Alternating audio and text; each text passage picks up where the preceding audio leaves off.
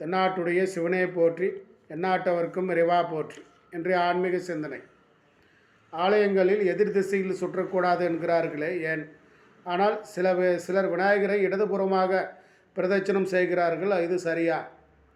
எந்த ஆலயமாக இருந்தாலுமே இடமிருந்து வளமாக சுற்றுவதே பிரதட்சணம் எனப்படும்.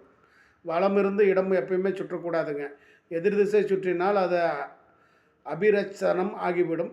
அதாவது பிராச்சய திசை என்று கிழக்கு திசை தட்சிணம் என்றும், தெற்கு திசை கிழக்கிளி அப்படியும் சொல்லப்படுதுங்க. அதனாலங்க பூமியானது இடமிருந்து வளமாக தன்னைத்தானே சுற்றி கொண்டு சூரியனையும் சுற்றுகிறது. இந்த பூமியில் வாழும் மனிதர்களும் ஆகிய நாமும் பூமி தாய்க்கு கட்டுப்பட்டு வழியிலேயே நாம் அந்த மாதிரி சுற்றணுங்க. அதுக்காக சொல்லப்பட்ட விஷயங்க. அப்புறம் ஒன்று சொல்கிறாங்க, நம்ம ஒன்று சொல்கிறோம் அப்படின்னு எதிர்வாதம் பண்ணி போட்டு அந்த மாதிரி சுற்றினீங்கன்னா அதுக்கு யாரும் ஒன்றும் பண்ண முடியாதுங்க. இந்த மாதிரி விஷயங்களும் கேட்டு தெரிஞ்சுக்கோணுங்க. அனைவருக்கும் அனைத்தும் கிடைக்கட்டும். நன்றி, வணக்கம்.